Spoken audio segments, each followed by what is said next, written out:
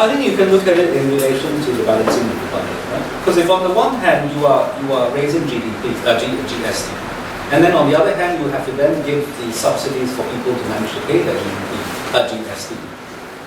This is a zero-sum situation. Why would I say, right, I'm going to take 7% more from what you eat and what you wear today, but tomorrow I will give you that $7. Just remove that.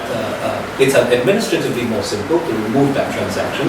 It means that some of the accounting departments in the state would have less work to do. So you see, it's not just about removing. Well, that question I think is based on some kind of an idea that any kind of welfare spending, any kind of people-oriented spending, is eventually to lead us to, in the words of the old Prime Minister, perdition.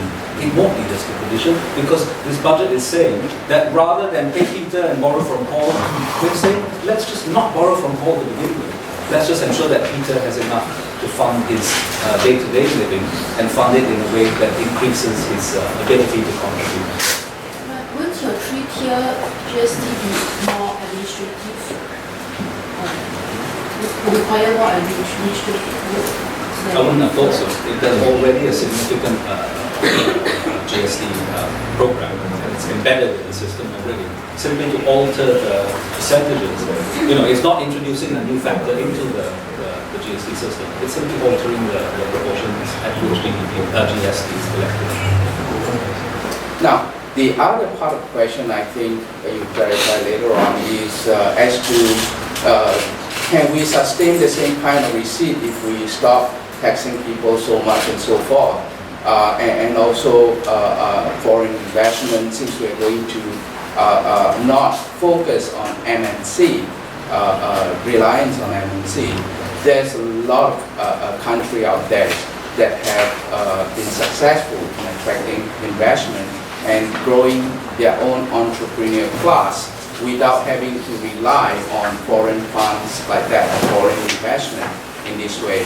And of course, if you look at SDP's fundamental proposal, you will find that we are not going to allow our country's earnings to come down. In fact, the other way around would probably be the more likely result of it. Essentially, workfare is the government subsidizing business costs, right?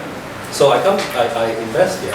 I only want to pay the worker $1, whatever notionally here, $1. The worker says no, $1 is not enough to survive in Singapore. 120 is what's enough to survive per hour. Okay, the government says I give you that 20 cents per hour.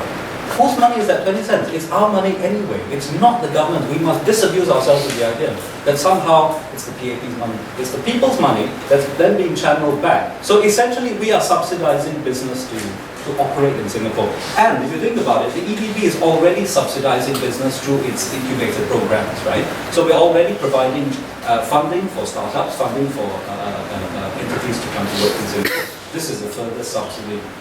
Now, a second basic principle very quickly. The majority of workfare doesn't come to the worker as cash, right? The majority of it goes to the CPF in one of the range of accounts. That CPF money is then invested on our behalf. And the understanding is that the returns from our very high-risk CPF investments are upwards to 18%.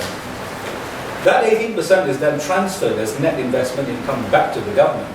The government then transfers back to the CPF board as non-exchangeable bonds, 2.5%, right? So essentially, my money makes the government 18% investment. But I get only 2.5% investment, and the rest of it goes as non-investment returns. So essentially, the government is paying me this notional 20 cents to then fund this 18%, and I'm only getting back 2.5%. You see how workfare, it's very easy to, it's an interesting idea, workfare. But when you break it down into the basic elements of it, you realize that not only are we being shortchanged, we are being shortchanged at 3 different levels, as I suggested.